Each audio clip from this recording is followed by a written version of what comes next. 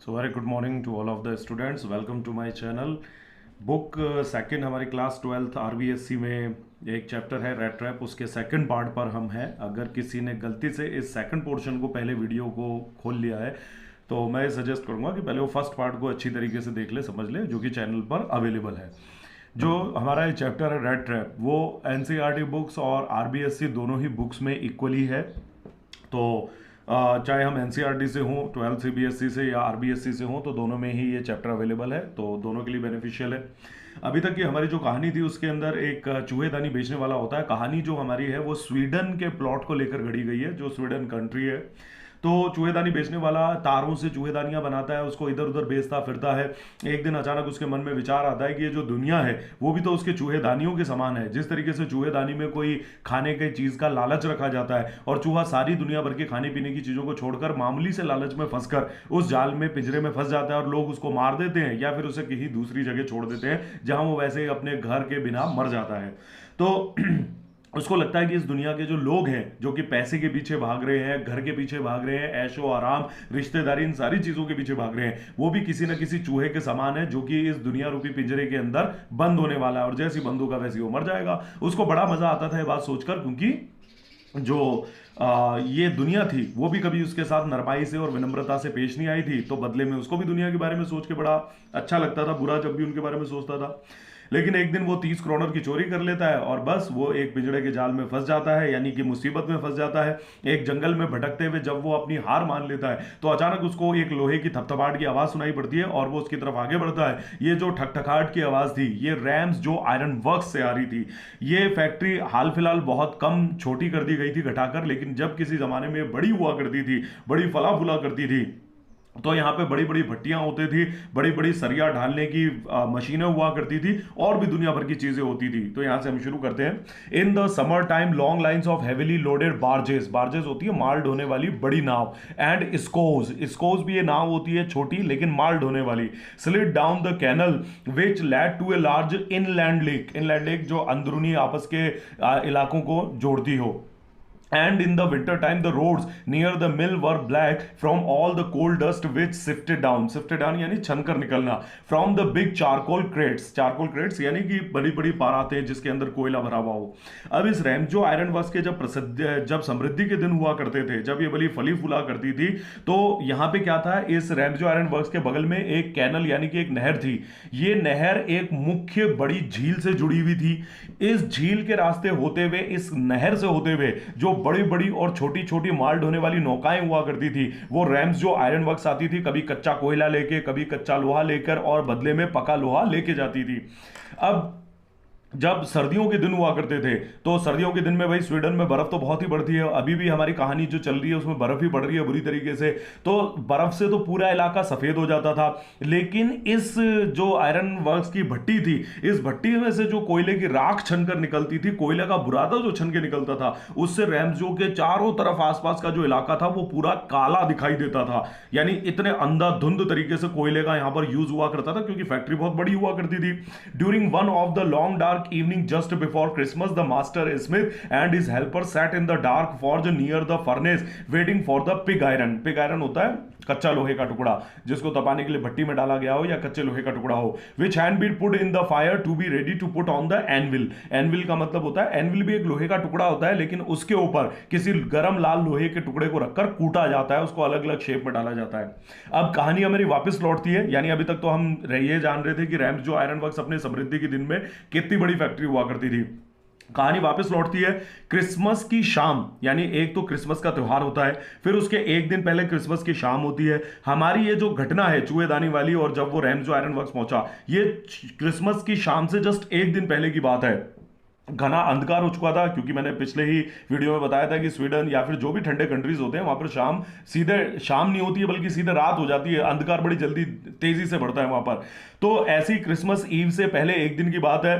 हमारा जो मुख्य लुहार था फैक्ट्री के अंदर अभी अब मौजूद, और उसके साथ में उसका एक हेल्पर, उसका एक सहयोगी था जो उसके नीचे रह के काम सीख रहा था।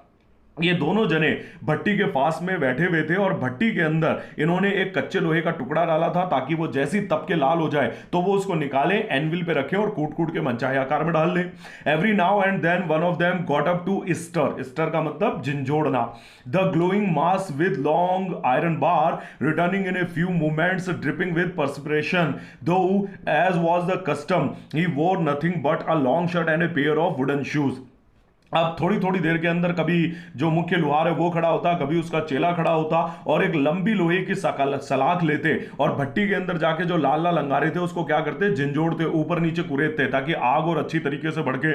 लेकिन अब देखो ऑथर में बताता है कि भट्टी का तापमान कितना खतरनाक होता है, इतना आसान नहीं है अंगारों की जलती हुई भट्टी के पास जाना, वो भी वो भट्टी जिसमें लोहे को गर्म किया जा रहा हो। हालांकि परंपरा के मुताबिक भले ही बाहर बर्फ पड़ रही है फैक्ट्री के बाहर और स्वीडन की कहानी है, लेकिन जो भट्टी के अंदर काम कर रहे हैं वो कोई ऊनी कोट और ये सारी चीजें थोड़ी पहन सकते हैं। भले ही उन्होंने जो स्वीडन की पारंपरिक वेशभूषा है यानी कि जो लुहार पहनते हैं वो एक लंबी शर्ट पहनी है जो डांगरी टाइप हो गई, और उन्होंने लकड़ी के जूते पहने हैं। लकड़ी के जूते इसलिए ताकि अगर कोई गर्म लोहे का टुकड़ा या गर्म पिघलता हुआ लोहा पांव पे गिर जाए तो पांव का नुकसान नहीं हो। तो परंपरागत जो लुहारों की ड्रेस होती है स्वीडन में वो लंबी शर्ट और लकड़ी के जूते उन्होंने पहने थे। लेकिन 1 सेकंड के लिए 2 सेकंड के लिए वो उस अंगारों को कुरेदने जाते, लेकिन जब वापस लौटते तो पूरे बदन से उनके जो पसीने हैं उसकी बारिश हो रही होती, यानी इतनी भयंकर गर्मी होती थी भट्टी के पास। All the time there were many sounds to be heard in the forge.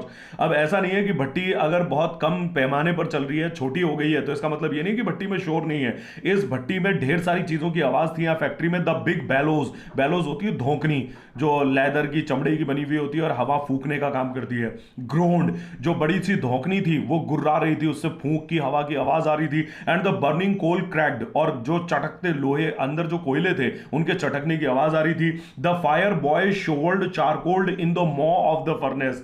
मॉ जो होता है वो फर्नेस यानी भट्टी के मुंह को कहते हैं, और शोल्ड का मतलब होता है बेलचे से किसी चीज को अंदर डालना। अब देखो इन 2 कर्मचारियों के अलावा यहां पर एक फायर बॉय भी था, यानी कि जो भट्टी के अंदर कोयला झोंकने का काम कर रहा था।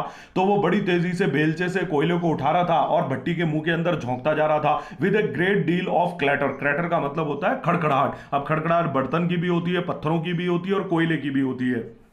तो जो कोयला झोंकने वाला लड़का था बड़ी तेजी से भट्टी के अंदर कड़कड़ाते हुए जो कोयले की आवाज थी उसके साथ वो कोयले को भट्टी के मुंह में झोंकता जा रहा था। आउटसाइड रोड द वाटरफॉल, लेकिन एक और चीज की आवाज थी। इस फैक्ट्री के बाहर एक झरना था, उसकी तेज आवाज थी। And A sharp north wind whipped the rain against the brick tiled roof. अब ये पुराने जमाने की कहानी है। तो फैक्ट्री की जो छत थी वो तपी हुई जो ईंटें होती हैं उस ईंटों से बनी हुई छत थी। ये तो हमने भी देखी है, जो झूले वगैरह के ऊपर ईंट मिट्टी की जो ईंटें लगती हैं डिजाइनर टाइप की। तो लेकिन नॉर्थ की दिशा से जो तेज हवा चल रही थी वो क्या कर रही थी, बारिश की जो हल्की बूंदें थी उसको किसी कोड़े की तरह, विप्ड यानी कोड़े की तरह उस जो फैक्ट्री की छत थी मिट्टी की ईंटों वाली उसके ऊपर तड़ातड़ उस बारिश की बूंदों को मार रही थी। तो बारिश की बूंदों की भी आवाज आ रही थी।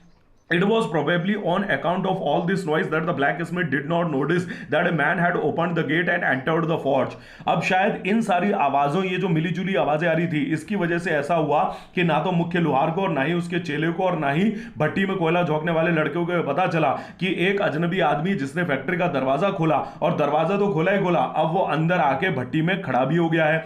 Until he stood close up to the furnace. वो जब बिल्कुल भट्टी के बगल में आके खड़ा हो गया तब जाके उन तीनों जनों की नजर पड़ी कि भैया फैक्ट्री के अंदर कोई घुसे आया है। Surely it was nothing unusual for vagabonds without any better shelter for the night to be attracted to the forge by the glow of light which escaped through the sooty panes. Sooty का मतलब होता है कालक से भरे हुए, और pens का मतलब मैंने पहले बता दिया था पल्ले जिसको हम कहते हैं।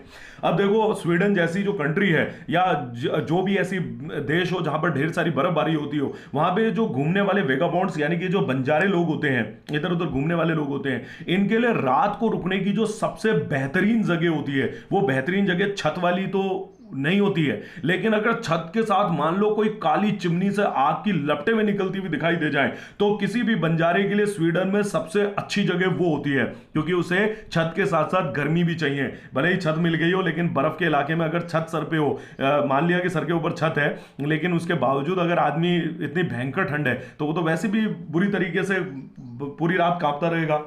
लेकिन अगर भट्टी के पास सोने को मिल जाए तो उसे सोने पे सुहागा कहेंगे। And to come in warm themselves in front of the fire. तो ये जो घूमते हुए बंजारे थे, इन सब की एक ही आदत थी कि रैम्स जो आयरन वर्क्स के अंदर बड़ी तेजी से चले आते थे, या ये कह लो पूरे स्वीडन में जहां उन्हें काली चिमनी से में निकलती हुई आग की लपटें दिखाई दे जाए, वो लोग अट्रैक्ट हो जाते थे और बड़ी तेजी से रात का आश्रय मांगने इन जगहों पर चले जाते थे।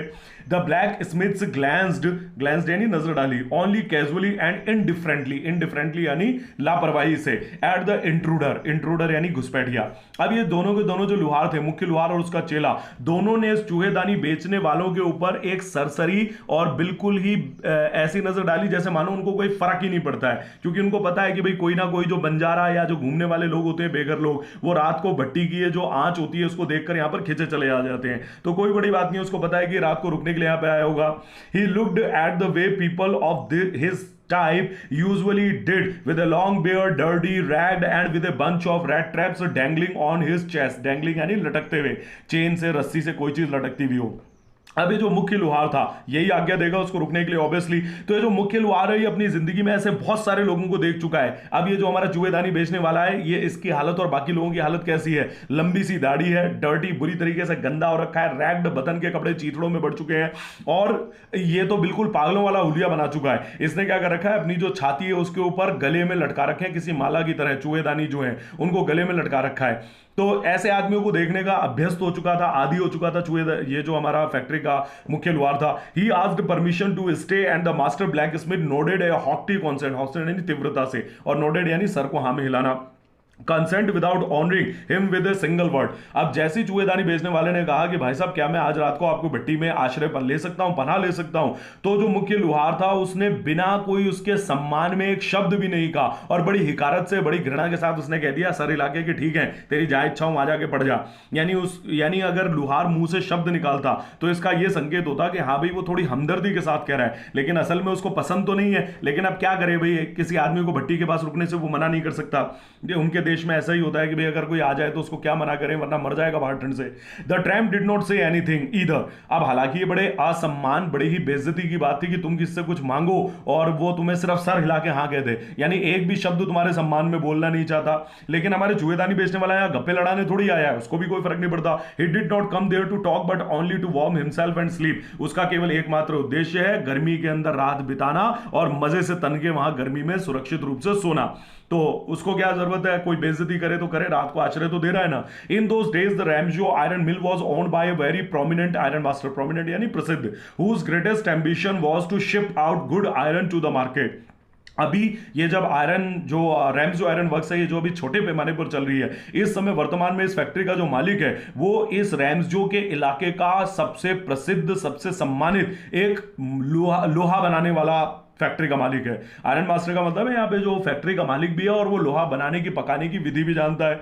लेकिन ये बहुत अच्छा आदमी है क्योंकि इस आदमी का एक लक्ष्य है पूरे स्वीडन में उम्दा किस्म के, बेहतरीन किस्म के लोहे की सप्लाई करना।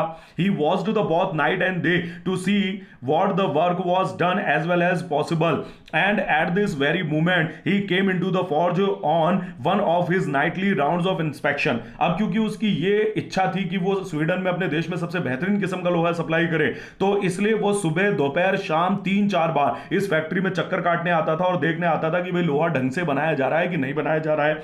तो इस समय जब हमारी चूहेदानी बेचने वाला यहां पर आया है, उसी समय रात के निरीक्षण के समय जो फैक्ट्री का मालिक है रैम्सजो का, वो फैक्ट्री के अंदर आया। Naturally the first thing he saw was the tall rag muffin। Muffin असल में एक छोटे से केक को कहते हैं, लेकिन यहाँ रैग मफिन का मतलब है चीथड़ों में, मतलब एक जैसे चीथड़ा, उसका चीथड़ा गद्दा होता है ना, गुदगुदा सा, उस तरीके से जैसे किसी गद्दे के फटके लीरियां चीथड़े निकल जाते हैं, उसी तरीके से।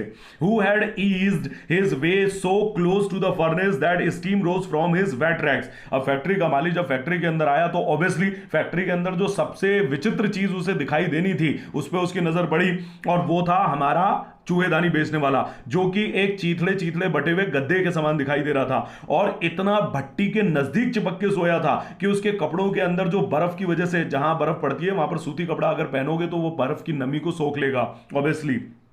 तो यहां पर जो हमारा चूहेदानी बेचने वाला था वो भट्टी के इतने नजदीक सोया था कि उसके बदन से जो भाप थी पानी की वो ऊपर उठ रही थी उसके गीले गीले नम तर कपड़ों से। The iron master did not follow the example of the blacksmiths who had hardly deigned to look at the stranger. Deigned का मतलब होता है सम्मानित करना।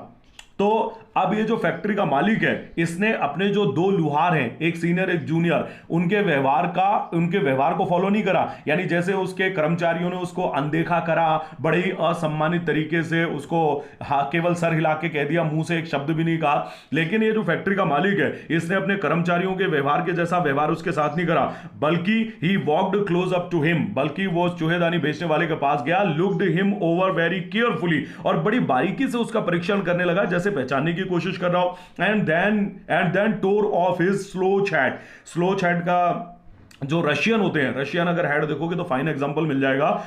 स्वीडन, पोलैंड, ये सारी जो कंट्री है जहां पे भयंकर बर्फ पड़ती है, यहाँ पे टोपी तो होती है, गद्देदार टोपी होती है, अंदर से भेड़ की ऊन जैसी गुदगुदी टाइप की। लेकिन क्या होता है कि वैसे तो हैट होती है गोल, चारों तरफ से सर को ढकती है, लेकिन जो स्लोच हैट होती है उसमें क्या होता है, कान को ढकने के लिए भी दो लटकी हुई फ्लैप्स होती हैं, जैसे बकरी के कान लटकते हुए होते हैं, वैसी वहां पे क्या होता है, वो जो टोपी होती है स्लोच हैट, उसमें लटकते हुए दो लंबे लंबे कान होते हैं जो इंसान के कान को भी ढक लेते हैं ताकि बर्फीली हवाएं ना लगे। तो फैक्ट्री का जो मालिक था उसने अपनी टोर ऑफ का मतलब है बड़ी तेजी से निकालना, तो उसने अपनी वो हैट निकाली to get a better view of his face. ऐसा उसने इसलिए किया ताकि वो चूहेदानी बेचने वाले के चेहरे को अच्छी तरीके से पहचान सके। But of course it is you Nils Olof, he said, और उसने बड़ी तेजी से खुशी से चहक के कहा कि अरे भाई ये तो नील्स, ये तो तुम हो, नील सोलोफ, ये तो तुम हो। हाउ यू डू लुक, देखो तुमने क्या अपना हाल बना रखा है। The man with the red traps had never before seen their own master at Ramsjo and did not even know what his name was। यहां पे ये ओवन मास्टर है, नहीं ओवन मास्टर नहीं, आयरन मास्टर है। तो अब देखो कि ये जो चूहेदानी बेचने वाला है, ना तो वो इस रैम्सजो के कारखाने में कभी अपनी जिंदगी में आया, और ना ही वो इस रैम्सजो के मालिक को जानता है, और ना ही कभी उसने अपनी जिंदगी में नील सोलोफ नाम सुना, और ना ही वो रैम्सजो के मालिक के नाम को जानता है। तो देखते हैं वो सच बोलता है कि नहीं बोलता है। But it awkward to him that if the fine gentleman thought he was an old acquaintance, acquaintance का मतलब होता है परिचित, he might perhaps throw him a couple of kroner. लेकिन चूहेदानी बेचने वाले के मन में फिर एक लालच आया, जबकि देखो उसकी जेब में भारी भरकम 30 क्रोनर की रकम पड़ी है, लेकिन फिर वही बात है, लालच तो इंसान के मन में इतना ही आता है। उसने सोचा कि अगर ये जो भला आदमी है फैक्ट्री का मालिक, अगर ये मुझे अपना पुराना कोई परिचित समझ रहा है, तो अगर मैं इसको थोड़ा सा ये बोल दूं कि हाँ भाई मैं वही हूं जो आप पहचान रहे हो, तो कम से कम 1-2 क्रोनर इससे और झटक लेंगे, भीख मांग लेंगे, तो ये अपने को दे देगा। Therefore he did not want to undeceive him all at once. तो चूहेदानी बेचने वाले के मन में विचार आया कि भाई अभी के अभी इसका भ्रम तोड़ना सही नहीं रहेगा। Yes God knows things have gone downhill with me, he said. बिल्कुल इस बात के विपरीत, सच बताने के विपरीत चूहेदानी बेचने वाले ने कहा कि हाँ भाई साहब आपने बिल्कुल सही कहा, सिर्फ भगवान ही जानता है कि मेरे साथ बदकिस्मती और जो दुर्भाग्य है वो कितनी बुरी तरीके से मेरे साथ घटा है। You should not have resigned from the regiment, said the iron master. तो फैक्ट्री का मालिक कहता है कि भाई तुझे फौज छोड़नी ही नहीं चाहिए थी। इससे हमें पता चलता है कि फैक्ट्री का मालिक भी एक एक्स सर्विसमैन है, फौजी है, और जो चूहेदानी बेचने वाला है वो उसको भी अपना फौज छोड़ा हुआ कोई साथी समझ रहा है। That was a mistake. Iron master कहता है कि भाई यही तुम्हारी सबसे बड़ी गलती थी। If only I, next page पे आते हैं, If only I had still been in the service at the time, it never would have happened। Factory का मालिक कहता है रैम्सजो का कि अगर मैं आज फौज में होता, आज भी अगर फौज में होता, तो तेरे को ये भयंकर गलती कभी नहीं करने देता, तेरे को फौज छोड़ने ही नहीं देता। Well now of course you will come home with me, लेकिन अब मेरे भाई ध्यान से सुनो कि तुम मेरे साथ मेरे घर चल रहे हो, to go along up to the manor house to be received by the owner like an old regimental comrade that however did not please the tramp. अब देखो विचार तो बहुत अच्छा था, मैनर हाउस का मतलब गांव के मुख्य जमींदार का सबसे बड़ा घर।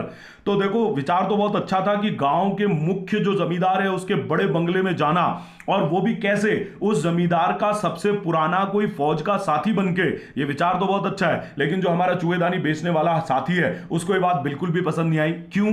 No I couldn't think of it, he said looking quite alarmed. उल्टा बल्कि जो चूहेदानी बेचने वाला है वो खुश होने की बजाय बड़ा सतर्क हो गया, और उसने सतर्क सजग होते हुए कहा कि नहीं, मेरे विचार से आपकी ये जो बात है वो बिल्कुल भी अच्छी नहीं है। He thought of the 30 kroner. उसने ऐसा क्यों कहा? असल में उसको अपनी जेब में पड़ी हुई वो भारी भरकम जो 30 क्रोनर की रकम है उसकी याद आ गई। जो go up to the manor house would be like throwing himself voluntarily into the lion's den। Lion's den यानी कि शेर की मान, वॉलेंटरली यानी जानबूझकर। उस चूहेदानी बेचने वाले ने मनी मन सोचा कि अगर 30 क्रोनर की, मेरे जैसा फटे कपड़ों वाला और इतना गरीब भिखारी आदमी अगर 30 क्रोनर की भारी भरकम लेकर वो भी जमींदार के मुख्य घर में अगर जाए, तो ये घटना बिल्कुल ठीक वैसी है जैसे कोई आदमी अपने आप को भूखे मांद की शेर में फेंक दे, भूखे शेर की मांद में फेंक दे कि यानी ले भाई तू मेरे को खा ले। तो अगर कोई चोर अपने आप को पकड़वाना चाहता है तो उसको एक ही काम करना चाहिए, जो जमींदार है उसके घर पे चला जाए, अपने आप ही पकड़ में आ जाएगा। He only wanted a chance to sleep here in the forge and then sneak away. Sneak away यानी दबे कदमों से निकल जाना. As inconspicuously, इसका मतलब इनकॉन्स्पियसली का मतलब होता है अस्पष्ट रूप से. As possible. तो ये हमारा जो चूहेदानी बेचने वाला है, इसकी तो केवल एक इच्छा थी कि वो इस भट्टी के अंदर बड़े आराम से रात एक गर्मी के अंदर गुजारना चाहता था. दबे कदमों से यहां पे बड़े ही अविशिष्ट ढंग से निकल भी जाना चाहता था. यानी वो नहीं चाहता था कि भाई जाते टाइम किसी को हाय हेलो धन्यवाद कह के जाए. चुपचाप अपना सोए और सुबह की पहली किरण निकलते ही वो चुपचाप दबे कदमों से वहां से फूट ले. ये तो उसकी योजना थी. The Iron Master assumed that he felt embarrassed because of his miserable clothing. अब ये जो चूहेदानी बेचने वाला मन में विचार कर रहा था, इसकी इस हालत को देखकर जो रेमजो का मालिक है, उसने सोचा कि यार मेरे ख्याल से मेरा जो दोस्त है वो अपने क्या दयनीय जो इसके कपड़ों की हालत हो रही है बदतर, इस वजह से शर्मिंदा हो रहा है मेरे घर चलने में. तो आयरन मास्टर ने कहा please don't think that I have such a fine house that you can not show yourself there. तो उसने कहा कि देख भाई, चूहेदानी बेचने वाले को कहा आयरन मास्टर ने कि भाई देख, मेरा घर इतना बड़ा और इतना कोई शानदार आलीशान भी नहीं है कि तू अपने इन कपड़ों के अंदर, इस हुलिये के अंदर मेरे घर चलने में संकोच महसूस कर रहा है. He said Elizabeth is dead. Iron master ने बताया कि उसकी जो पत्नी है एलिजाबेथ, वो तो पहली मर चुकी है. As you may already have heard. उस आयरन मास्टर ने कहा तूने ये बात पहली सुन ली होगी, फौज के साथियों ने तेरे को बताया ही होगा कि भाई उसकी जो पत्नी है वो मर चुकी है. My boys are abroad and there is no one at home except my oldest daughter and myself. उसने कहा आयरन मास्टर ने कि भाई मेरे घर में अब परिवार में बचा ही कौन है. उसकी पत्नी का देहांत हो चुका है, उसके जो दोनों बच्चे हैं वो विदेशों में पढ़ने या कमाने के लिए गए हैं. अब घर में सिर्फ वो खुद है और उसकी सबसे बड़ी बेटी है. तो घर में केवल दो ही प्राणी है. We were just saying that it was too bad we did not have any company for Christmas. और वो कहता है आयरन मास्टर कि देखो कितनी ताज्जुब की बात है कि नील सोलोफ, अभी कुछ दिन पहले की बात है कि हम दोनों बाप बेटी बड़ा दुख प्रकट कर रहे थे कि भाई क्रिसमस जैसा बड़ा त्योहार आ रहा है जिसमें हर त्योहार, हर धार्मिक त्योहार ये कहता है कि भाई गरीबों को कुछ खिलाओ पिलाओ, जो दुखी दरिद्र होते हैं उनकी मदद करो. तो वो दोनों बाप बेटी भी ये सोच रहे थे कि भाई क्रिसमस का त्योहार आ रहा है, पकवान व्यंजन बनेंगे, लेकिन किसके साथ खाएं, खुद ही तो बैठ के खाने पड़ेंगे. कोई साथी नहीं है, कोई परिवार का सदस्य नहीं है, बेटे बाहर हैं, उसकी पत्नी मर चुकी है, तो बेचारे दोनों बाप बेटी तो है त्योहार मनाने के लिए. Now come along with me and help us make the Christmas food disappear a little faster. तो मजाकिया लहजे में आयरन मास्टर कहता है कि चल भाई अब फालतू की संकोच मत कर, चुपचाप मेरे साथ मेरे घर चल और क्रिसमस के जो व्यंजन बने हैं उनको फटाफट घटाघट खाने में हमारी मदद कर. But the stranger said no and again no and the iron master saw that he must give in. Give in का मतलब हार मान लेना. तो उसने आयरन मास्टर ने उसको एक प्रपोजल दिया, चूहेदानी बेचने वाले ने मना कर दिया. आयरन मास्टर ने फिर उसको एक प्रपोजल दिया, उसने फिर मना कर दिया और बार बार लगातार चूहेदानी बेचने वाला मना करता रहा. फाइनली जो आयरन मास्टर था उसको ये बात माननी पड़ी कि उसको अपनी हार माननी पड़ेगी, यानी इस आदमी को बोलने का कोई फायदा नहीं है. It looks as though captain von Stahle preferred to stay with you tonight stern storm. ये स्टर्न स्टोम जो है वो मुख्य लुहार का नाम है. और अब तुम कहोगे कि भाई ये कैप्टन वॉन स्टैनले कौन आ गया. असल में जो चूहेदानी बेचने वाला है उसको गलती से जो हमारा रैम्सजो का मालिक है वो उसे कैप्टन वॉन स्टैनले समझ रहा है, लेकिन तुम कहोगे कि सर पिछले पेज पे तो इसको नील्स ओलोफ का है. असल में ये पूरा एक नाम है, captain Nils Olof von Stanley, ये उसका पूरा नाम है. तो फैक्ट्री का मालिक जो है वो वापस पलटता है अपने मुख्य लुहार की तरफ और उसको कहता है कि स्टर्न स्टोम, मेरे ख्याल से मेरे जो दोस्त है कैप्टन वॉन स्टैनले, ये आज की रात तुम्हारे साथ बिताना चाहते हैं. He said to the master black smith and turned on his heel. ये कहकर, ये उस मुख्य लुहार को बात बताकर जो फैक्ट्री का मालिक है वो बड़ी तेजी से जाने के लिए पलट जाता है. लेकिन उसने ये बात उस मुख्य लुहार को बात क्यों बताई? असल में यहां पर जो फैक्ट्री का मालिक है वो अपने उस कर्मचारी को खबरदार कर देना चाहता है कि भाई ये जो पहली बात, जिस आदमी को तुम ये कोई भिखारी और चोर उचक्का और ऐसी कंगाल अनपढ़ गंवार तुम समझ रहे हो चूहेदानी बेचने वाला, ये मेरी फौज का साथी है. और उससे भी बड़ी बात, ये कैप्टन जैसे बड़े रैंक का फौजी अधिकारी है, तो इसके साथ पूरी तमीज के साथ पेश आना, क्योंकि ये मेरा पक्का दोस्त भी है.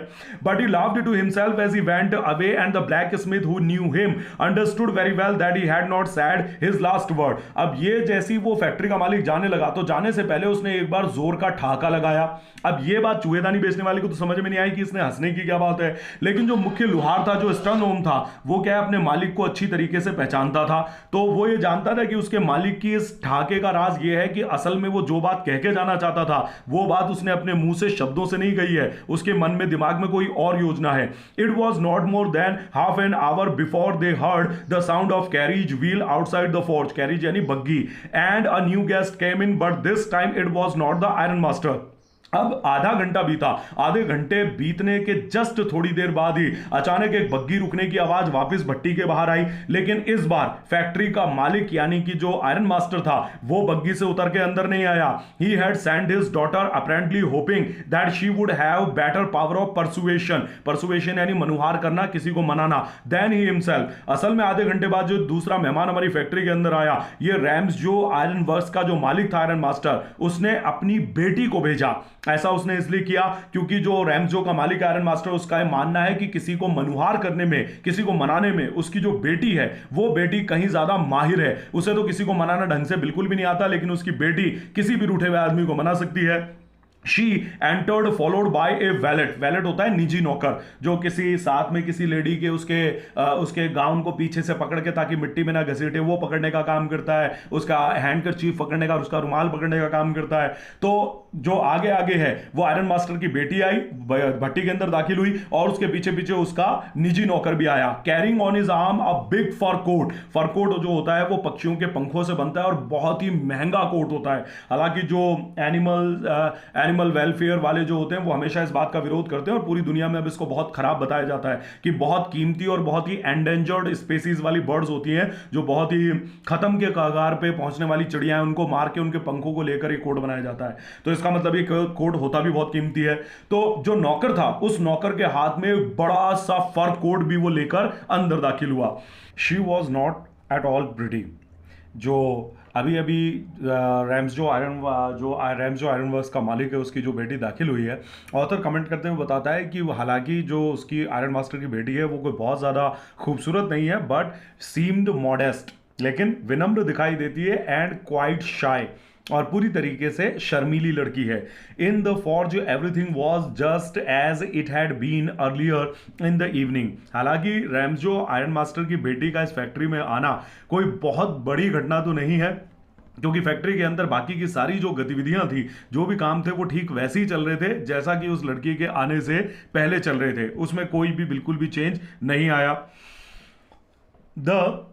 In the forge, everything, the master blacksmith and his apprentice still sat on their bench, and iron and charcoal still glowed in the furnace.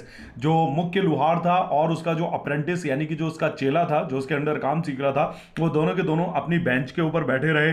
जो गर्म लोहा था लाल करने के लिए वो अंदर भट्टी में लगा हुआ था, और भट्टी के अंदर जो कोयले थे वो पहले की तरह धधक रहे थे। इन चीज़ों में कोई भी परिवर्तन नहीं आया, लेकिन देखते हैं उसकी बेटी के यहाँ पे आने का आखिरकार टारगेट क्या है, रीजन क्या है। The stranger had stretched himself out on the floor and lay with a piece of pig iron under his head and his head pulled down over his eyes. रैम्सो के मालिक के जाने के बाद जो हमारा चूहेदानी बेचने वाला था वो वापस से आराम से जाकर अपनी उस जगह पर भट्टी के पास लेट गया था, पूरी तरीके से पसर गया था। स्ट्रेस्ड हिमसेल्फ का मतलब पसर गया था, और अपने सर के नीचे उसने जो एक कच्चा लोहे का टुकड़ा था उसको तकिए के तौर पर लगा लिया था, और उसकी जो फटी हुई टोपी थी उसको उसने अपनी सर से सरकाकर आंखों के ऊपर कर लिया था, ताकि भट्टी की जो चौंध है, आग की जो लपटों की चौंध है, वो उसकी आंखों में ना आए और वो आराम से सो पाए। As soon the young girl caught sight of him, she went up and lifted his head. तो जैसे ही रैम्सजो के मालिक की बेटी की नजर उस चूहेदानी बेचने वाले पर पड़ी, वो बड़ी तेजी से उसके पास गई, और जाते ही उसने बड़े अधिकार पूर्वक, जैसे कि मानो कोई बहुत सालों से पहले उसको जानती हो, बड़ी तेजी से उसने उसकी टोपी को हटा दिया। The man was evidently used to sleeping with one eye open.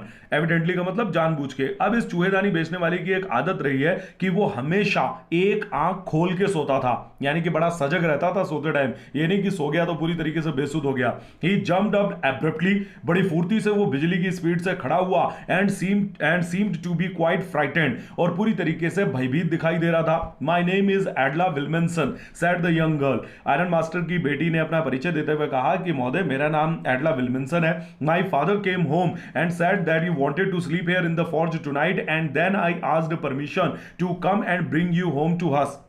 मेरे पिताजी आज शाम को घर लौटे और उन्होंने मुझे बताया कि आप, यानी कि उनके जो पुराने फौजी दोस्त हैं, वो कोई फैक्ट्री में रुके हुए हैं और यही फैक्ट्री में रुकने की इच्छा चाहते हैं। लेकिन मैंने अपने पिताजी से इस बात की आज्ञा मांगी कि मैं यहां पर आऊं और आपको अपने साथ अपने घर ले चलूं। I am so sorry captain that you are having such a hard time. She looked at him compassionately with her heavy eyes, and then she noticed that the man was afraid.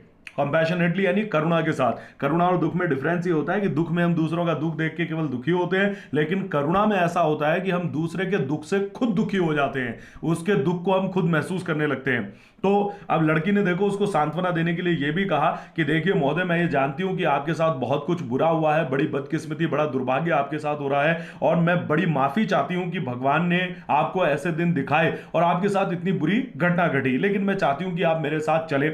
लड़की ने सिर्फ ये बात शब्दों से नहीं कही थी, बल्कि उसने अपने आंखों को आंसुओं से तर कर लिया और इतना करुणापूर्वक चेहरे पर भाव उसने लाए, और उसने ये बात उस लड़के को, उस चूहेदानी बेचने वाले को कही। जब उसने ये बात चूहेदानी बेचने वाले को कही तो एडला, हमें पता चलता है कि थोड़ी तेज तर्रार जरूर है, क्योंकि उसने ये बात तो कही उस आदमी को पूरी हमदर्दी के साथ भर के, लेकिन साथ ही साथ उसने ये भी नोटिस करा कि ये जो चूहेदानी बेचने वाला है शर्मिंदा नहीं बल्कि अफ्रेड यानी कि डरा हुआ है। तो डरा हुआ किस चीज से? Either he has stolen something or else he has escaped from jail. She thought and added quickly, you may be sure captain that you will be allowed to leave us just as freely as you came। तो एडला ने ये बात तो महसूस कर ली कि भैया डरा हुआ है। डरा हुआ है तो दो ही कारण हो सकते हैं, या तो ये कहीं से कोई चीज चुरा के लेके आया है, या फिर ये जेल तोड़कर भाग के आके आया है। लेकिन इन दोनों ही चीजों से एडला को कोई मतलब नहीं है। उसके पिता का पुराना साथी है, उसका फर्ज बनता है कि वो उनकी देखभाल करे, अपने पिता के समान उनके साथ व्यवहार करे। तो उसने बड़ी तेजी से उसकी घबराहट को कम करने के लिए उसने कहा कि देखिए महोदय, मिस्टर कैप्टन, आपको यह बात मैं अच्छे तरीके से बता दूं कि जितनी अपनी मर्जी से आप हमारे साथ हमारे घर चल रहे हैं, उतनी ही मर्जी से आप हमको छोड़कर जाने के लिए फ्री हैं। यानी अगर आपको अच्छा नहीं लगे तो आप जा सकते हैं, आज आप जाना चाहें तो जा सकते हैं, अगर आप कल जाना चाहें तो आप कल जा सकते हैं, यानी आपकी जब इच्छा हो तब आप जा सकते हैं। Only please stay with us over Christmas Eve. हम केवल इतना चाहते हैं कि क्रिसमस ईव जो होती है, क्रिसमस के एक दिन पहले जो शाम होती है, वो त्योहार की शाम आप हमारे साथ में गुजारें। She said this in such a friendly manner that the rat trap peddler must have felt confidence in her। ये बात एडला ने अपने चेहरे पर इतने दोस्ताना व्यवहार और उसके बात करने का तरीका इतना दोस्ती और हमदर्दी से भरा हुआ था कि जो चूहेदानी बेचने वाला है उसको अब एडला के ऊपर भरोसा होने लग गया।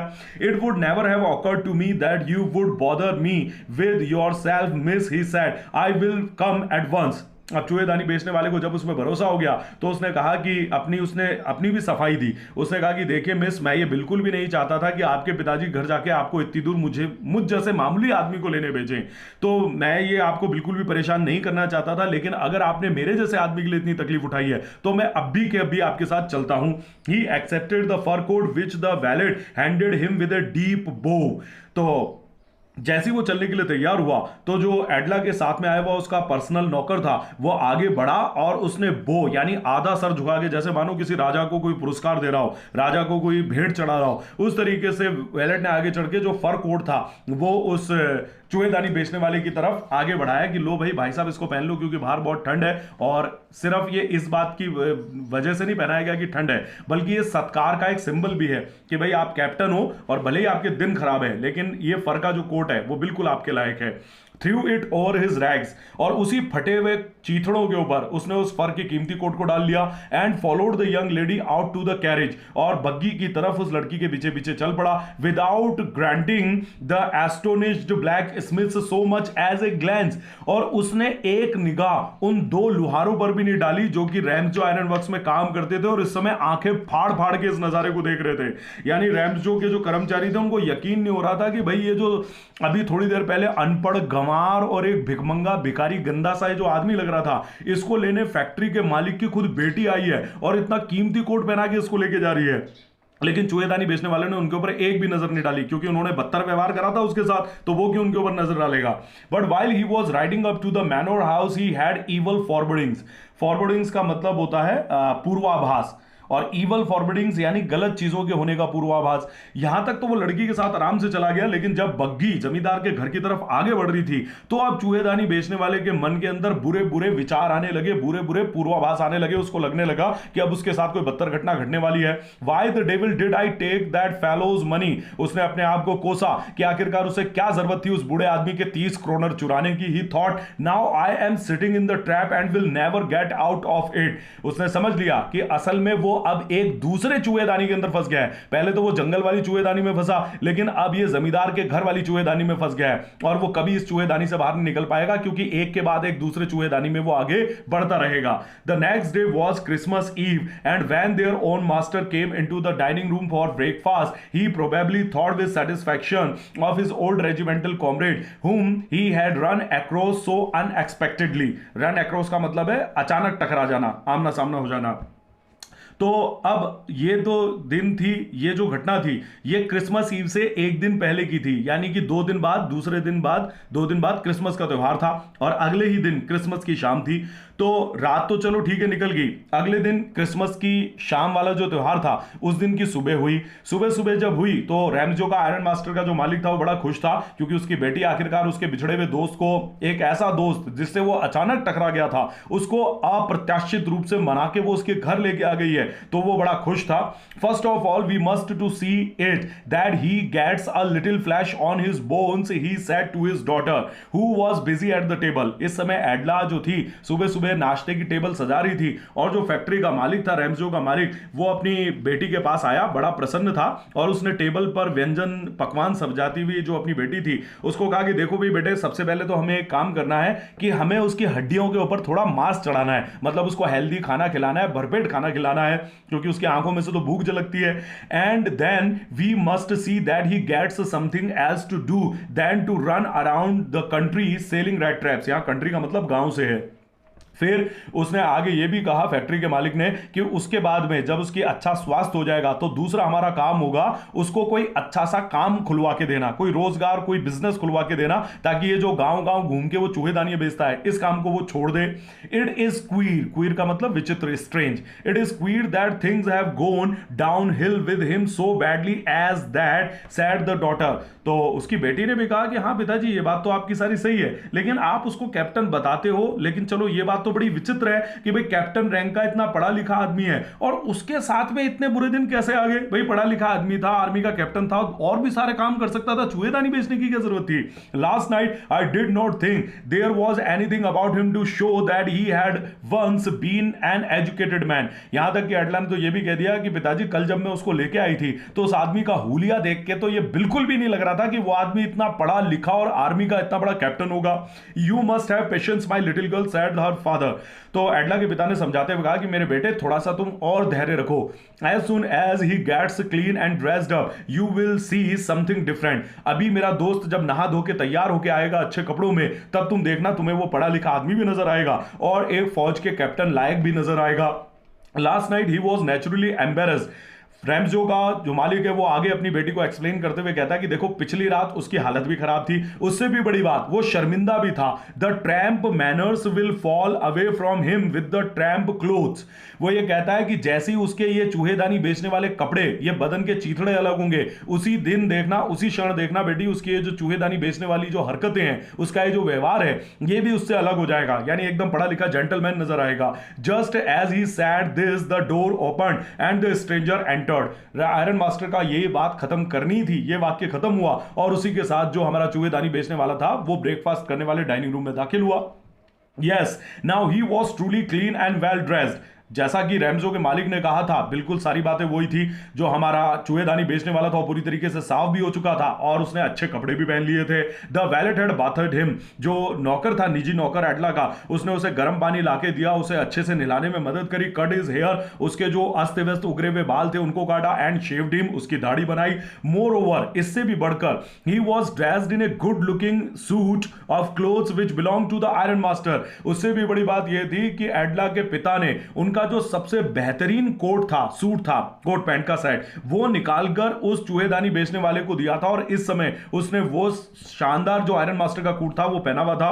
ही wore a white shirt and a starched collar. उसने सफेद कलर की एक शर्ट पहनी हुई थी और शर्ट की जो कॉलर थी वो कलफ करी हुई एकदम कड़क और एकदम शानदार दिख रही थी।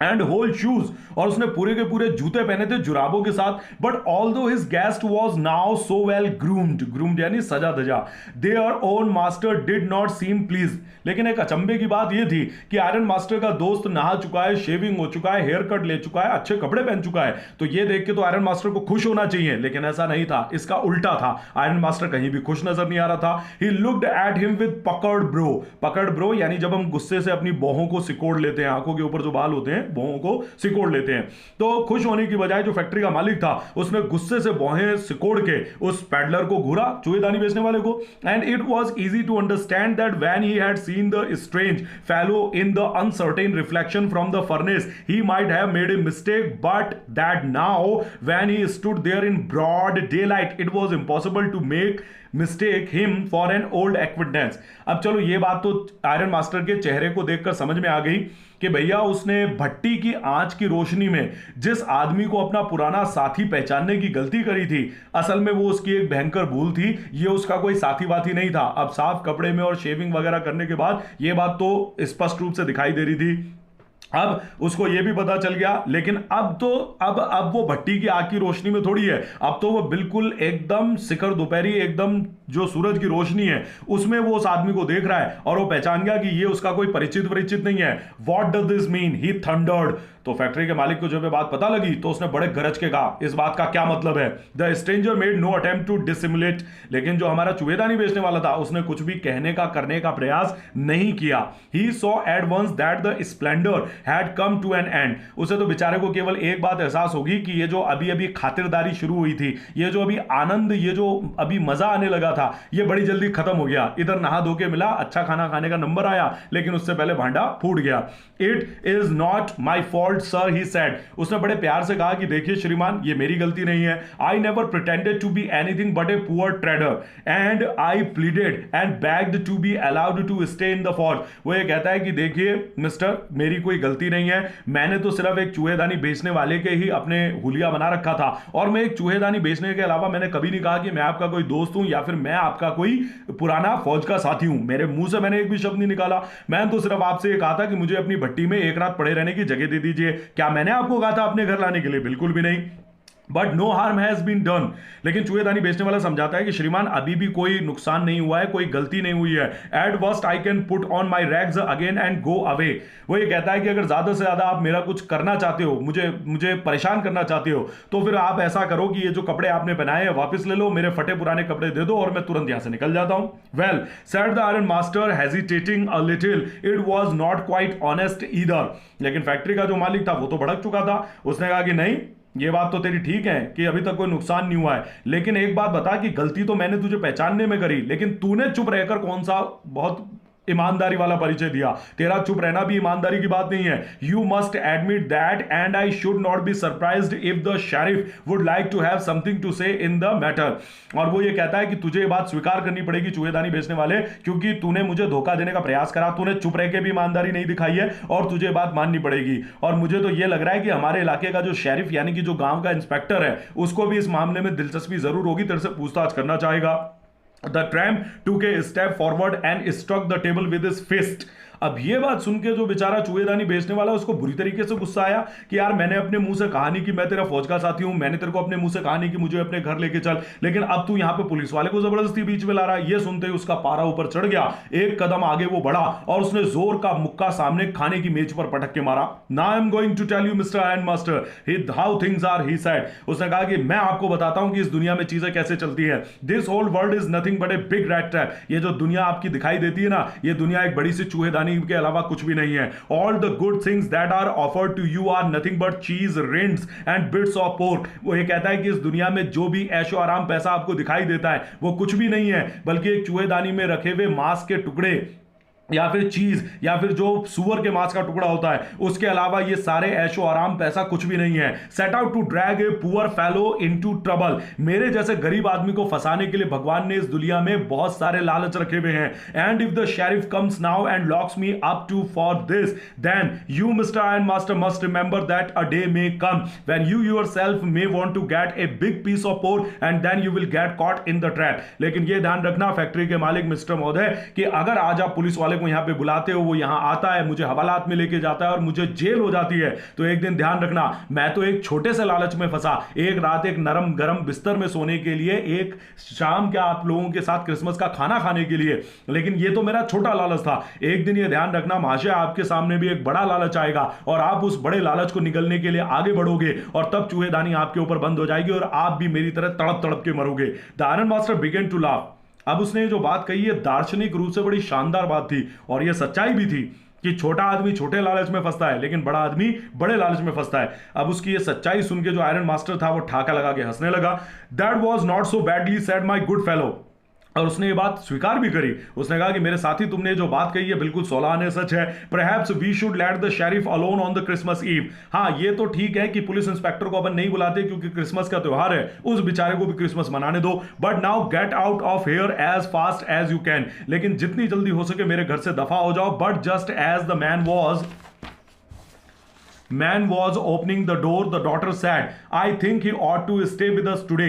लेकिन जैसी वो चूहेदानी बेचने वाला उस घर से बाहर रवाना होने के लिए तैयार था, एडला ने तुरंत अपने पिता की बात का विरोध करते हुए कहा कि नहीं, मैं ऐसा सोचती हूं कि इस आदमी को आज हमारे साथ रुकना चाहिए। I don't want him to go. मैं नहीं चाहती कि वो इस घर से जाए। And with that she went and closed the door. लेकिन सिर्फ एडला ने मुंह जवानी इतनी बात नहीं कही, वो बड़ी निर्भीकता से बड़ी तेजी से आगे बढ़ी और उस चूहेदानी के द्वारा खोले गए दरवाजे को बड़ी तेजी से उसने वापस बंद कर दिया। What in the world are you doing? said the father. उसके पिता ने कहा, अरे मूर्ख लड़की, तेरी जैसी बोली और सीधी मूर्ख लड़की इस कलयुग के अंदर कर क्या रही है? The daughter stood there quite embarrassed and hardly knew what to answer.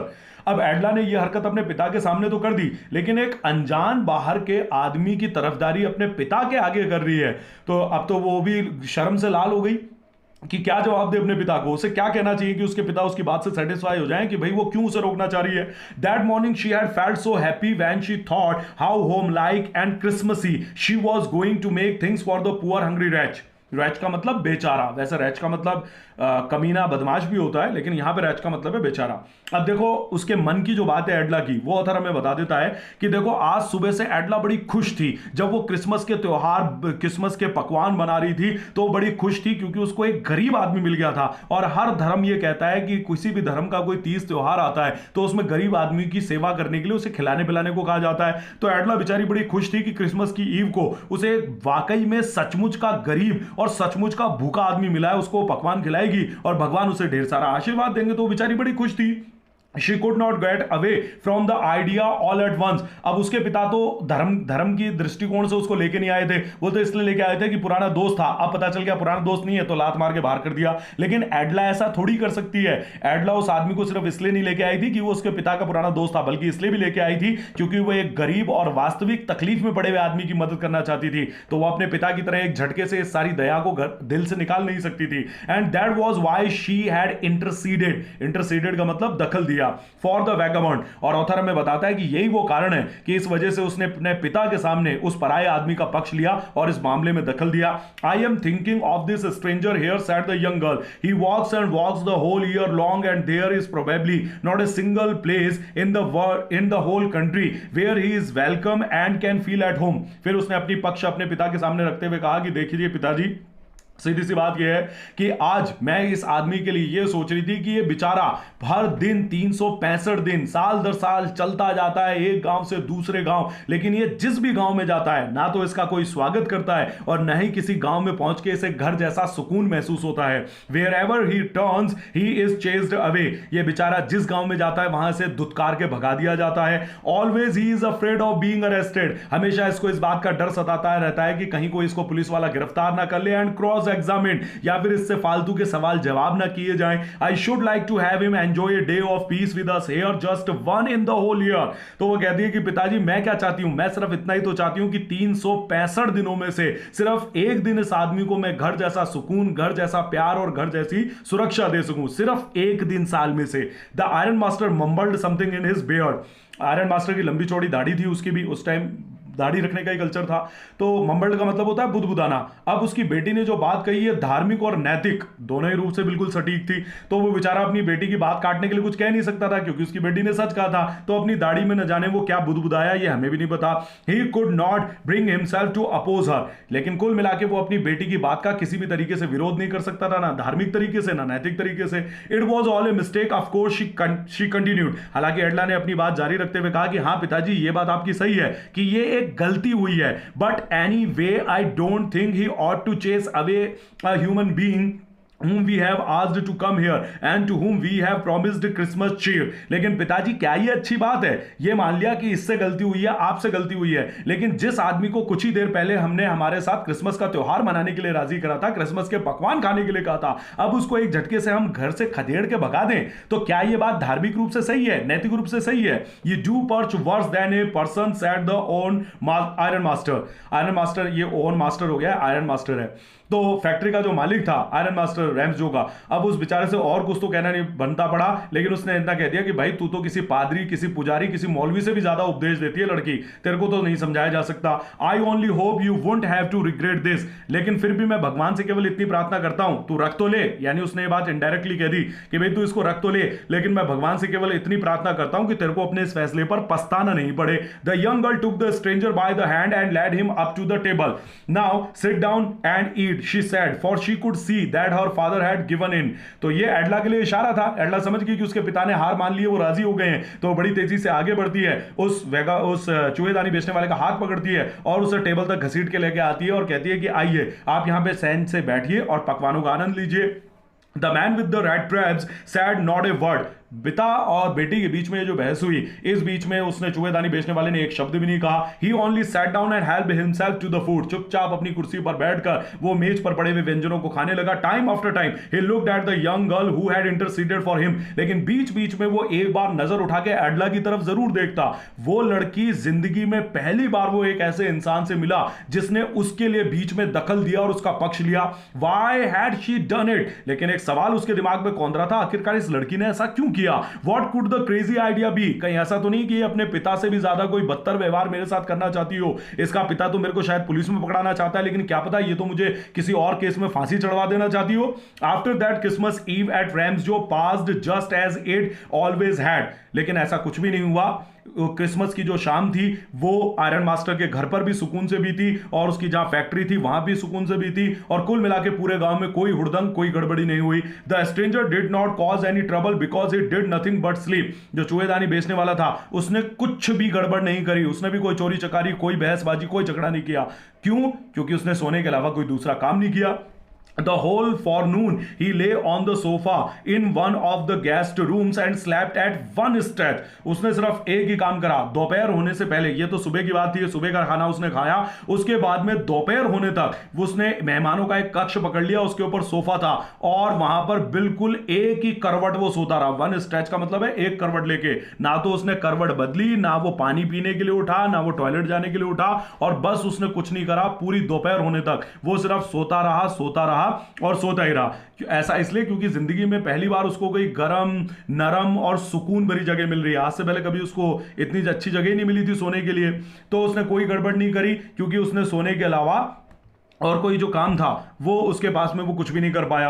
At noon they walk him up, लेकिन दोपहर को उन्होंने वापस उसको चूहेदानी बेचने वाले को जगाया, so that he could have his share of good Christmas fair, but after that he slept again. दोपहर को उठा, दोपहर का लंच करा और फिर उसके बाद में वापस जाके अपनी जगह पे सो गया। It seemed as though for many years he had not been able to sleep as quietly as and safely as here at Ramsjo. ऐसा लग रहा था जैसे मानो ये रैम्सजो के मालिक के घर के अलावा पूरी आज तक की जो उसकी जिंदगी है, पूरी जिंदगी में उसने इतनी नरम, गरम और सुरक्षित जगह आज तक सोने को नहीं मिली, इसलिए वो जी भर के अपनी नींद निकालना चाहता है। In the evening when the Christmas tree was lighted, तो क्रिसमस की शाम हुई, क्रिसमस के पेड़ को अच्छे से सजाया गया। दे वोक हिम अप अगेन, और उसे दोबारा जगाया गया। And he stood for a while in the drawing room, वो मेहमान कक्ष में आया और क्रिसमस के पेड़ के आगे प्रार्थना करने के लिए खड़ा हो गया। ब्लिंकिंग एज दो the candle light heard him, लेकिन इतनी गहरी नींद में था कि उसकी जो मध्यम आधी आधी खुली हुई आंखें थी उसमें कैंडल की जो रोशनी थी मोमबत्तियों की वो चुभती भी लग रही थी उसे। But after that he disappeared again, लेकिन उसने प्रार्थना करी और फटाफट जाके वापस सो गया। 2 hours later He was aroused once more. अब रात का समय हुआ, दोबारा फिर रात के खाने के लिए उसको एक बार जगाया गया 2 घंटे बाद. He then had to go down into the dining room and eat the Christmas fish and porridge. ये समय था क्रिसमस के मुख्य पकवान को खाने का. नीचे उतर के वो डाइनिंग रूम में गया और क्रिसमस के रात को जो खाना बनता है यानी कि दलिया और मछली, वो स्वादिष्ट व्यंजन उसने खाए जो कि उसने शायद आज जिंदगी में पहले कभी नहीं खाए थे. As soon as they got up from the table, he went around to each one present and said thank you and good night. But when he came to the young girl, she gave him to understand that it was her father's intention that the suit which he wore was to be a Christmas present. He did not have to return it, and if he wanted to spend next Christmas Eve in a place where he could rest in peace and he sure that no evil would be befall him, he would be welcome back again. तो जैसे ही खाना खा के सब लोग खड़े हुए तो चूहेदानी बेचने वाला भी खड़ा हुआ. पहले वो रैम्सजो के मालिक के पास गया, उसने उसको हैप्पी क्रिसमस कहा, मैरी क्रिसमस कहा, उसको धन्यवाद दिया. फिर वो एडला के पास गया और उसको भी धन्यवाद दिया और मैरी क्रिसमस कहा. लेकिन जैसे ही वो एडला के पास गया तो एडला ने ये बात जाहिर करी, उसके सामने ये बात रखी कि उसके पिता की ऐसी इच्छा है कि उसने जो कपड़े पहने हैं वो उसे वापस करने की जरूरत नहीं है. अगर उसको अच्छा लगे तो वो उस सूट को अपने साथ लेके जा सकता है. और उससे भी बड़ी बात एडला ने कहा कि उसके पिता ने यह भी कहा है कि अगर अगले साल क्रिसमस के त्योहार को वो दोबारा मनाना चाहे, इस दुनिया में किसी सुकून भरी जगह में 2-3 दिन बिताना चाहे, आराम से सोना चाहे, अच्छा खाना खाना चाहे, तो उसके पिता की खुली छूट है, वो कभी भी यहां पे वापस लौट के आ सकता है. The next morning there own master and his, ये ओन मास्टर नहीं आयरन मास्टर है, there own master and his daughter got up in good season. अब अगले दिन क्रिसमस का मेन त्योहार था. क्रिसमस की शाम गुजर गई, क्रिसमस का मेन त्योहार हो गया. तो दोनों बाप बेटी सुबह जल्दी उठे क्योंकि चर्च जाके प्रार्थना करना है. And go too early Christmas service. Christmas service का मतलब क्रिसमस की जो विशेष पूजा होती है, चर्च में प्रार्थना होती है, इसलिए. और दोनों जो बाप बेटी थे वो जल्दी चर्च के लिए निकल गए. There guest was still asleep. उनका जो मेहमान था चूहेदानी बेचने वाला वो अभी भी सोया हुआ था. They did not disturb him. लेकिन उसको इतनी मग्नता से सोता हुआ देखकर आयरन मास्टर और उसकी बेटी दोनों की हिम्मत नहीं हुई कि उसे जगाया जाए. उन्होंने कहा भाई पूजा पाठ ये सारी चीजें तो होती रहती हैं, लेकिन उस आदमी का सोना चैन सुकून से ज्यादा जरूरी है. क्यों बेचारे को उठा के फालतू में परेशान करना. तो किसी ने नहीं जगाया. When at about 10 o'clock they drove back from the church, the young girl sat and hung her head even more dejectedly than usual. लेकिन जब ये बग्गी 10 बजे के लगभग सुबह वापस घर की तरफ लौट रही थी तो जो हमारी एडला थी वो बड़ी बेचैनी के साथ सर झुकाकर बड़ी निराशा के साथ अपनी बग्गी में बैठी हुई थी. तो ऐसा क्या हुआ? At church she had learned that one of the old crofters of the ironworks had been robbed by a man who went around selling rat traps. असल में ऐसा हुआ कि जब वो चर्च में पहुंचे तो एडला और उसके पिता को ये बात पता चली कि उनके फैक्ट्री में काम करने वाला जो पुराना एक लुहार था, उस बेचारे को उस आदमी ने लूट लिया जो कि गले में चूहेदानियां टंगा के इधर उधर चूहेदानियां बेचता फिरता है. Yes that was a fine fellow you let into the house, said her father. उसके पिता ने कहा कि आप समझी बेटा, ये वही आदमी है जिसको तूने अपने घर के अंदर रुकने दिया था. I only wonder how many silver spoons are left in the cupboard by this time. अरे बेटा तुझे तो कोई चिंता नहीं होगी, लेकिन मुझे इस टाइम की चिंता है कि मेरे आले में से कितने चांदी के चम्मच अभी तक पार हो गए होंगे. The wagon had hardly stopped at the front steps when the iron master asked the valet whether the stranger was still there. अभी बग्गी घर के आगे सीढ़ियों पे रुकी भी नहीं थी कि बग्गी से ही सर बाहर निकालकर चिल्ला के आयरन मास्टर ने पूछा अपने नौकर से कि भैया वो जो अजनबी है वो चला गया कि यहीं रुका हुआ है. He added that he had heard at church that the man was thief. Iron master चिल्ला के कहा अरे भाई हमारे घर में जो आदमी रुका हुआ है वो चोर है, चर्च में जाके पता चला. The valet answered that the fellow had gone. लेकिन नौकर ने बताया कि भाई चूहेदानी बेचने वाला तो चला गया. And that he had not taken anything with him at all. और उसने यह भी बताया कि मालिक आप तो कह रहे हो वो चोर था, लेकिन वो तो अपने साथ कुछ भी नहीं लेके गया. ऑन द कॉन्ट्रेरी, अपने साथ कुछ ले जाने के चुराने के विपरीत, he had left behind a little package which Miss Williamson was to be kind enough to accept as a Christmas present. बल्कि उसने कहा कि आप जिस आदमी को चोर कह रहे हो वो तो एक उपहार छोड़ के गया है, और उसने कहा कि मिस एडला की बड़ी कृतज्ञता होगी, बड़ा एहसान होगा अगर वो क्रिसमस का उपहार मान के उस उपहार को स्वीकार कर ले. The young girl opened the package, which was so badly done up that the contents came into view at once. फिर उसने ये कहकर एडला के हाथ में वो उपहार पकड़ाया. उपहार इतने बदतर तरीके से पैक किया गया था कि उसके अंदर क्या रखा है वो तो बाहर से ही दिखाई दे रहा था. She gave a little cry of joy. जैसे ही उसने उसको हाथ में लिया पैकेट को तो खोलने की भी जरूरत नहीं पड़ी, लेकिन उसके अंदर कुछ ऐसा था कि जिसको देखकर एडला की खुशी की चीख निकली. अभी तक तो उदास थी लेकिन अचानक खुश हो गई. She found a small red trap उसके अंदर एक छोटा सा चूहेदानी थी, वही जो वो अपने हाथ से बनाता था, एंड इन इट ले 3 wrinkled 10 kroners नोट्स, और उस चूहेदानी के अंदर 3 मुड़े तुड़े 10-10 क्रॉनर के 3 नोट थे। But that was not all, लेकिन सिर्फ यही नहीं, उसके अंदर कुछ और था। In the rat trap lay also a letter written in large jagged characters, jagged का मतलब है टेढ़े मेढ़े। उसके अंदर एक पुर्जा, एक कपड़े, एक कागज का टुकड़ा पड़ा था जिसमें बहुत ही बड़े बड़े और टेढ़े मेढ़े, यानी किसी अनपढ़ गंवार आदमी की जो लिखाई थी, उस लिखाई में कुछ लिखा हुआ था। एक लेटर था, उसने लेटर पढ़ा एडला ने। ऑनर्ड एंड नोबल मिस, उसने कहा कि मिस एडला, महान और सबसे भद्र शालीन, since you have been so nice to me all the day long as if I was a captain, I want to be nice to you in return as if I was a real captain, for I do not want to be embarrassed at the Christmas season by a thief. तो वो उस चिट्ठी के अंदर लिखा हुआ था कि प्यारी एडला, बहुत ही सम्मानीय एडला, आपने मेरे साथ बिल्कुल ठीक वैसा व्यवहार किया जैसे कि मैं कोई कैप्टन हूं, जबकि आपको ये पता चल गया था मैं कोई कैप्टन वैप्टन नहीं हूं, लेकिन आपने फिर भी मेरे साथ कैप्टन जैसा व्यवहार किया, तो बदले में मैं भी बिल्कुल आपके साथ ठीक वैसा ही व्यवहार करूंगा जैसे कि मानो मैं सचमुच में एक कैप्टन हूं, क्योंकि मैं नहीं चाहता कि क्रिसमस के त्योहार के दिन मैं आपको शर्मिंदा करूं। But you can give back the money to the old man on the roadside, अगर आप चाहें तो इन पैसों को उस चूहेदानी, उस जो सड़क के किनारे झोपड़ी बना के बूढ़ा आदमी है, आप उसे वापस कर सकती हैं। Who has the money pouch hanging on the window frame as a bait for the poor vendor, उस बूढ़े आदमी को ये 30 रुपए वापस कर सकती हैं जिसने अपनी घर की खिड़की के खूंटी पर एक पाउच टंगाकर एक भारी रकम को रखा हुआ है, जो मेरे जैसे गरीब आदमी के लिए एक लालच का, एक चूहेदानी में रखे चारे का काम करते हैं। The rat trap is a Christmas present from a rat who would have been caught in this world's rat trap if he had not been raised to captain, because in that way he got power to clear himself। लेकिन ये जो चूहेदानी है, ये मैं आपके लिए उपहार स्वरूप छोड़ रहा हूं, और ये चूहेदानी आपके लिए उस चूहे की तरफ से है जो चूहा इस दुनिया रूपी चूहेदानी के अंदर बंद होकर मरने वाला था, लेकिन अगर आपने उसे बचाया नहीं होता तो फिर वो मर जाता, लेकिन आपने उसको बचाया और उस चूहे को इतनी शक्ति मिली कि आज वो अपनी सफाई और सच्चाई आपको लिख सकता है, बता सकता है। Return with friendship and high regard Captain von Stanley, आपके प्रति पूरे सम्मान के साथ इस पत्र का अंत करता हूं, आपका कैप्टन वॉन स्टैनले। उसने जो सिग्नेचर करे हैं वो कैप्टन वॉन स्टैनले के नाम से करे हैं, जबकि हम जानते हैं कि वो सचमुच में कोई भी कैप्टन नहीं है। ऐसा उसने इसलिए किया है क्योंकि उसने एक कैप्टन की तरह डिग्निटी, एक आत्मसम्मान, एक खुददारी एडला के सामने प्रस्तुत करी है। तो आई होप चैप्टर सबको अच्छे से समझ में आया होगा, लेकिन ध्यान रखना और अच्छे स्टूडेंट्स को, नीडी स्टूडेंट्स को जोड़ना, लाइक शेयर सब्सक्राइब और कमेंट जरूर करना। मिलते हैं नेक्स्ट चैप्टर में। Good bye.